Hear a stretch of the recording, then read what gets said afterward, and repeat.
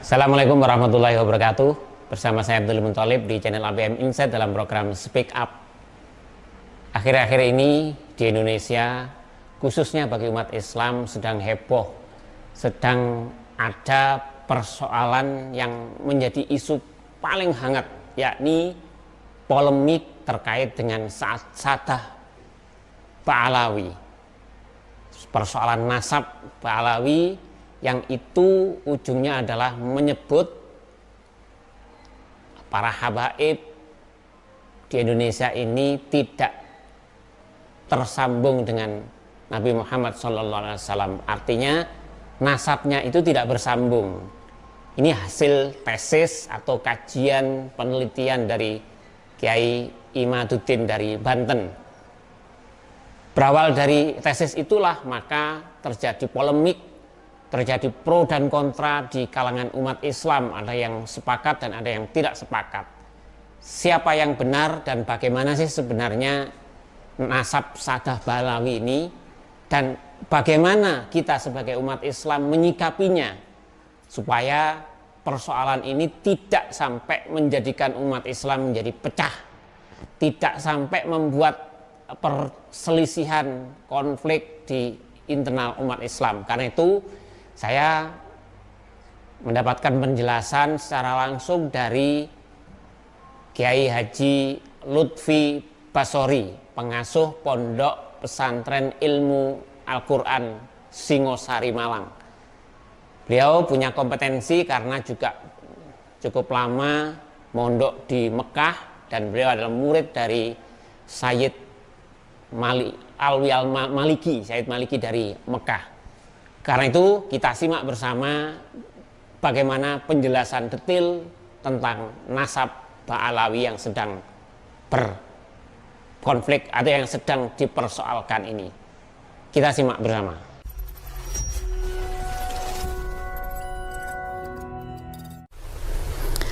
Assalamualaikum warahmatullahi wabarakatuh. Saya akan membacakan beberapa pertanyaan yang ditujukan kepada saya terkait dengan polemik nasab Sadah Ba'alawi.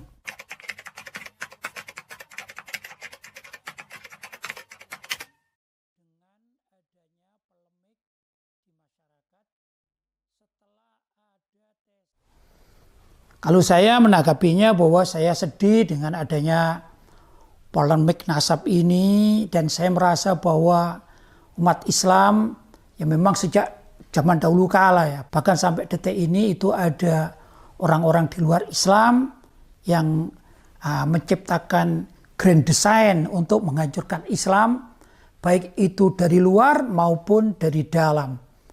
Kalau dari luar otomatis yaitu dari orang-orang pembenci Islam, dari kalangan orang-orang kafir, sedangkan yang dari dalam adalah berhasilnya orang-orang di luar Islam untuk membuat gaduh di kalangan umat Islam dengan berbagai macam cara. Dan kalau kita di Indonesia ini sudah berjalan sekian lama, hanya saja akhir-akhir ini bagaimana kegaduhan di kalangan umat Islam itu diciptakan lewat polemik nasab Sadah Ba'alawi. Itu pandangan saya.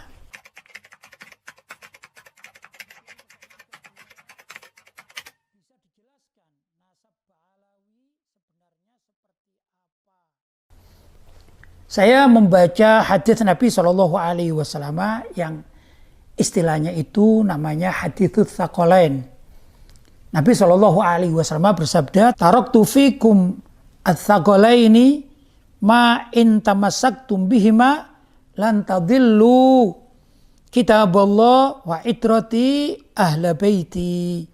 Yang artinya aku tinggalkan kepada kalian itu dua permasalahan besar. Bila mana kalian berpegang teguh dengan dua masalah besar ini, kalian tidak akan tersesat setelah Nabi Muhammad SAW wafat tentunya.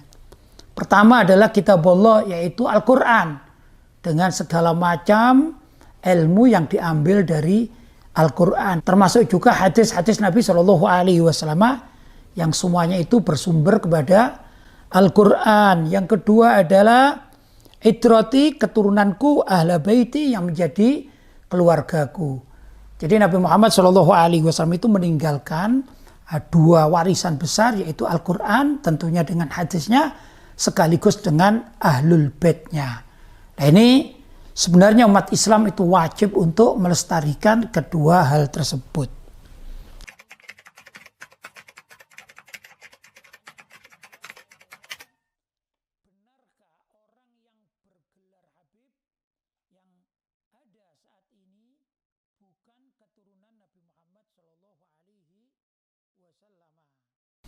Tanggapan saya bahwa para ulama Ahlussunnah wal Jamaah dunia, bahkan juga para pendiri NU, mereka bersepakat bahwa Sada Ba'alawi ini termasuk keturunan dari Nabi Muhammad SAW tanpa ada satupun yang menyelisihi.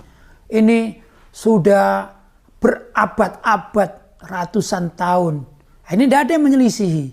Kalau sekarang ada yang menyelisih dari pendapat para ulama-ulama salaf yang terdahulu, ya ini kan ada nuansa grand design dari pihak lain untuk mengobok-ngobok umat Islam dengan berbagai macam problematikanya, paling tidak dengan tuduhan-tuduhan seperti yang ditanyakan, yaitu apakah Sada Ba'alawi yang selama ini diyakinin sebagai keluarga dan dzurriyyah Nabi Muhammad SAW termasuk benar atau tidak. Ini tiada lain pengaruh grand design dari orang-orang di luar Islam yang punya skenario untuk mengobok-ngobok umat Islam dari dalam.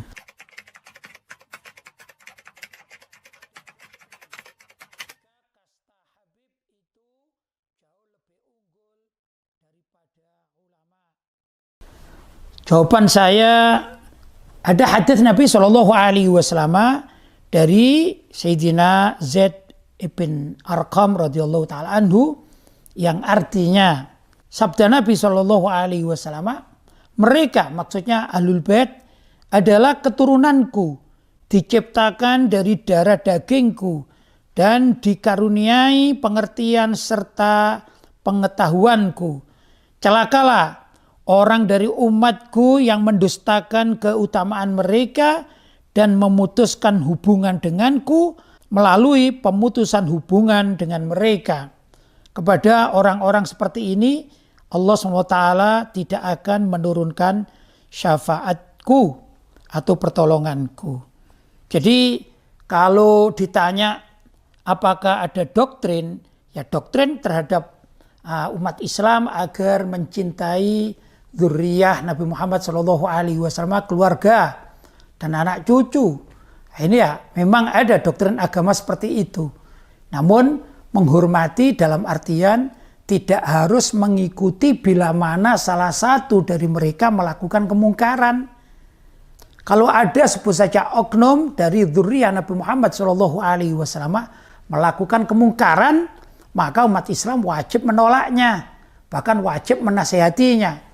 Tapi tatkala dzurriyyah Nabi Muhammad SAW berlaku normal, tidak ada masalah, apalagi di kalangan orang-orang yang berilmu dari Sada Ba'alawi, maka wajib umat Islam untuk menghormati, memuliakan dan mentaatinya.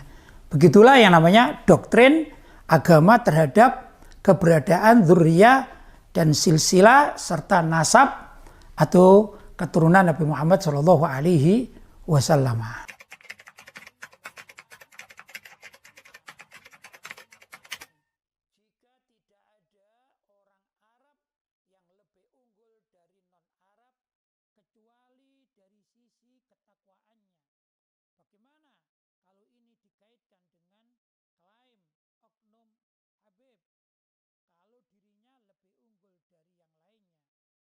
Kalau ada klaim seperti demikian, jawaban saya sama-sama sebenarnya antara para ulama dengan para habaib itu sama-sama unggul. Jadi tidak ada mana yang lebih unggul karena dari sisi satu sebab saja. Tapi kedua-duanya, bila mana ada ulama non habaib dan juga ada habaib walaupun non ulama, apalagi habaib yang ulama, itu semuanya memiliki keunggulan masing-masing dalam bidang masing-masing. Kalau tadi dari kalangan habaib atau dzurriyyah Nabi Shallallahu Alaihi Wasallam sebagaimana hadis di atas sudah jelas.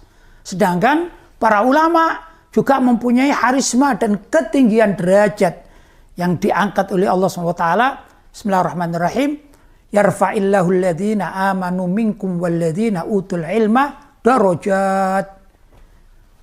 Allah akan mengangkat orang-orang yang beriman di antara kalian dan mengangkat para ahlul ilm, para ulama itu dengan beberapa derajat. Dan ini adalah pengakuan langsung dari Allah SWT. Karena itu sama baiknya, tidak ada yang selisih tidak selisih menurut saya. Saya contohkan, kita punya kedua orang tua. Kalau kita tanyakan mana lebih mulia, ayah kita atau ibu kita, tergantung kajiannya. Kalau kita mengikuti suhbah atau menemani, sebagaimana dalam hadis, tentu ibu kita lebih didahulukan. Tapi kalau di dalam pendidikan, maka ayah kita yang jauh lebih didahulukan. Karena apa? Pemikiran seorang bapak itu jauh lebih konsisten sebagai orang laki-laki dari pemikiran seorang ibu. Maka di sini tidak bisa kita memilah-milah mana yang harus dipilah, mana yang harus dihormati, satu dihormati, satu tidak hormati dari kalangan kedua orang tua. Dua-duanya wajib dimuliakan, dua-duanya wajib dihormati. Demikian juga di kalangan para ulama dan juga sada ba'alawi atau kalangan habaib. Dua-duanya wajib ditaati, dua-duanya wajib dimuliakan, dua-duanya wajib dihormati. Kecuali kalau ada ulama, orang mengatakan ulama, tapi hakikatnya ulama su, ulama yang mengajak kepada neraka. Demikian juga kalau ada oknum habaib, misalnya ini, mengajak kepada neraka. Maka dari oknum ulama yang buruk atau su tadi maupun oknum habaib dzurriyyah Nabi yang su juga, ini harus kita lawan dalam artian kita dudukkan permasalahannya, jangan sampai diikuti oleh umat Islam. Karena bagaimanapun juga kebenaran itu ada pada syariat Islam, bukan pada person-person antar baik itu ulama yang ada di kalangan non habaib maupun juga ada orang di kalangan habaib. Bila mana melanggar aturan syariat wajib ditentang. Begitu kurang lebih.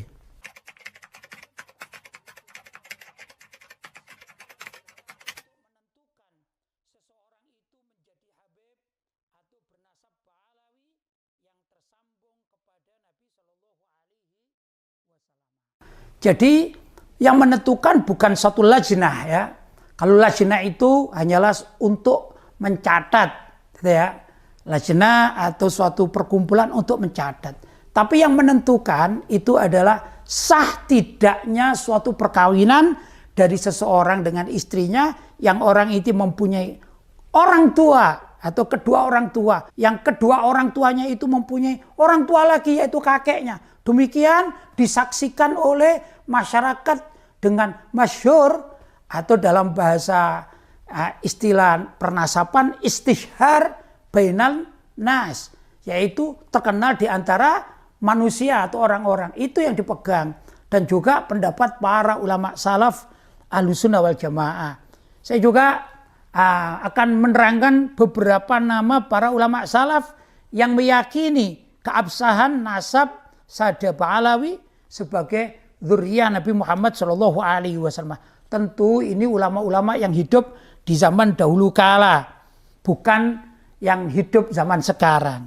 Antara lain Imam Ibnu Hajar Al-Haytami, kemudian Syekh Yusuf An-Nabhani, kemudian Syekh Al-Hafidz Syamsuddin Muhammad bin Abdurrahman As-Sakhawi, kemudian juga Sayyid Murtadha Az-Zabidi, ada juga nama Syekh Al-Qadi Abu Abdillah Bahauddin Muhammad bin Yusuf Al-Janadi, kemudian juga Syekh Al-Yafi'i, ada juga Syekh Muhammad Kazim Al-Musawi, kemudian juga Syekh Abdullah Muhammad bin Husain Al-Madani As-Samarqandi, dan Syekh Muhammad Amin bin Fadlillah Al-Muhibbi, kemudian Syekh Nawawi Al-Bantani yang beliau itu adalah ulama Indonesia, bahkan diakui keulamaannya oleh ulama-ulama seluruh dunia pada zaman beliau hidup.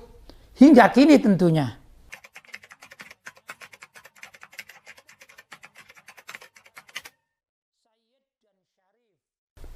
Saya jawab, Habib, Syarif, Sayyid ini sinonim atau sama saja artinya. Dan ini panggilan khusus bagi keturunan Nabi Muhammad SAW. Bedanya hanya penggunaan bahasa di beberapa negara. Kalau panggilan Habib ini masyhur di Yaman dan di Asia Tenggara seperti Indonesia, Malaysia, Singapura, dan lain sebagainya. Adapun panggilan Sayyid ini terkenal di wilayah Mekah dan sekitarnya atau juga Mesir dan lain sebagainya. Kemudian panggilan Syarif ini masyhur di negeri Maroko atau Maghribi dan sekitarnya. Ini sama saja sebenarnya panggilan-panggilan yang ada di kalangan ulama-ulama di Indonesia. Tergantung dari daerahnya. Kalau kiai itu panggilan yang familiar bagi warga Jawa. Kalau tuan guru ini panggilan di Sumatera. Kalau Gus kembali lagi pada masyarakat Jawa.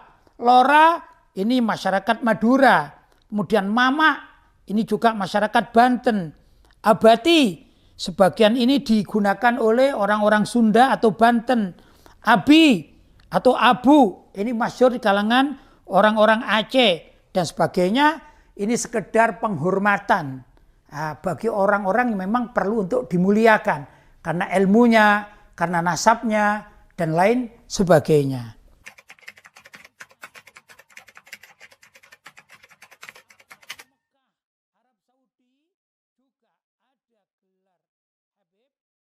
Di Mekah dan di Madinah gelarnya bukan Habib, tapi terkenal dengan Sayyid.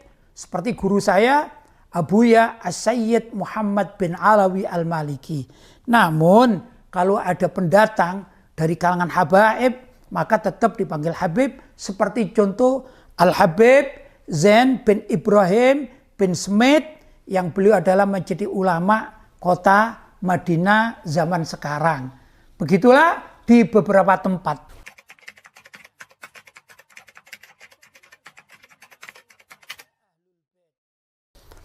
Kalau ditanya apakah benar, tentu kita harus yakin ada. Karena sesuai dengan sabda Nabi. Dan ini juga termasuk mukjizat Nabi SAW. Sebagaimana juga Al-Imam Al-Munawi di dalam kitab Faidul Qadir disebutkan satu hadis. Nabi Muhammad SAW bersabda, kullu sababin wa nasabin munqati'un yaumal qiyamah illa sababi wa nasabi. Yang artinya setiap sebab dan nasab itu semuanya munqati', terputus pada hari kiamat kecuali sabab dan nasabku, kata Nabi SAW. Sebagian riwayat mengatakan nasabi wa sihri, yaitu nasab keturunan, dan sihri adalah ikatan pernikahan, yaitu orang kita mengatakan besan. Nah, itu pun akan dijaga oleh Allah SWT. Berkata Imam Ad-Dailami, as-sabab huna al-wuslah wal mawaddah. Yang namanya sabab itu adalah al-wuslah, ikatan, wal mawaddah, dan kecintaan. Fa kullu ma yatawassalu bihi ila syai' anka fa huwa sababun. Segala sesuatu yang bisa menyambungkan hal itu kepada dirimu, maka itu adalah sebab. Wakila as-sabab yakunu bitazwiji. Ada juga yang mengatakan sebab itu karena ikatan pernikahan. Adapun wan nasab bil wiladah. Kalau nasab ini murni garis keturunan karena adanya kelahiran, dan itu pun disyaratkan oleh para ulama dari jalur laki-laki. An-nasab qad yakunu al-murad bihi intisabu ummatin Nabi sallallahu alaihi wasallam ilaihi yaumal qiyamah. Sebagian ulama mengatakan nasab itu juga adalah intisab, pengakuan umat Nabi Muhammad sallallahu alaihi wasallam kepada beliau sallallahu alaihi wasallam kelak di hari kiamat. Kemudian pertanyaan berikutnya, apa hikmah dibalik muncul isu nasab Ba'alawi yang dikatakan terputus dari Nabi Shallallahu Alaihi Wasallam?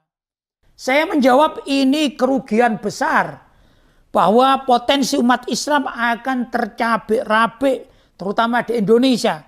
Ketentraman negara yang juga terawan terganggu, padahal sudah ratusan tahun ya, umat Islam di Indonesia ini tidak membahas hal-hal yang seperti ini, sehingga menyatu dalam perjuangan. Kalaupun ada perbedaan-perbedaan yang sifatnya organisasi, itu no problem, memang harus demikian adanya. Tapi ini kan bukan itu, hanya urusan nasab dijadikan sebuah polemik yang besar. Nah, ini merugikan umat Islam ini, karena umat Islam tidak bisa berkonsentrasi kepada dakwah-dakwah yang lainnya. Begitu. Adapun kalau dikatakan hikmahnya, saya berharap mudah-mudahan semua pihak wajib introspeksi diri, bahwa berjuang untuk persatuan umat Islam jauh lebih mulia daripada hanya sekedar bicara nasab yang semestinya menjadi domain pribadi masing-masing dan keluarganya masing-masing.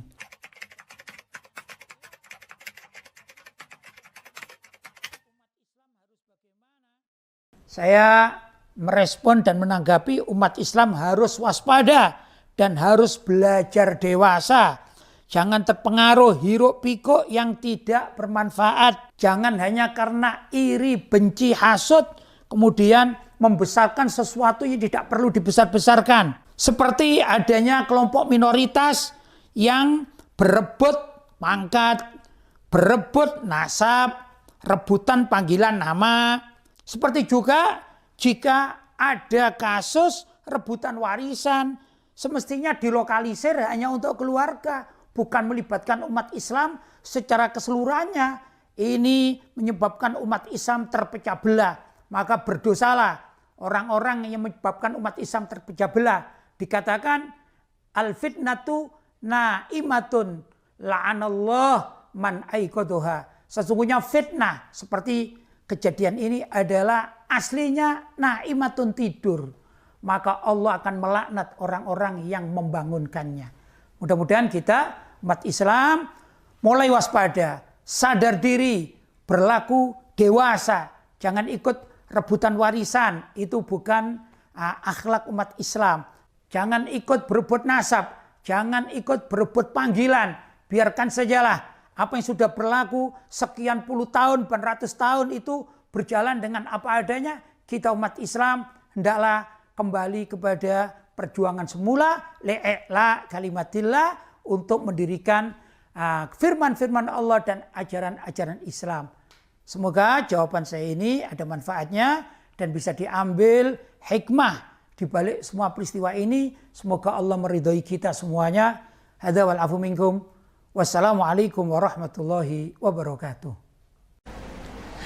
Baik, sahabat ABM Insight, saya kira tadi penjelasan detail sekali dari Kiai Lutfi Basori. Semoga ini bermanfaat. Kita semua secara prinsip harus tetap menjaga kerukunan, ukhuwah Islamiyah yang perlu kita jaga. Apapun yang sedang terjadi, apapun yang sedang dipolemikkan, kita jangan sampai larut dalam persoalan yang terlalu dalam persoalan pertikaian, sehingga tercipta kerukunan khususnya di umat Islam. Kita harus saling menghormati, kita saling menghargai, bahwa siapapun tetap harus kita hargai, kita hormati sepanjang orang tersebut menjadi orang yang baik. Menurut saya begitu. Terima kasih. Assalamualaikum warahmatullahi wabarakatuh.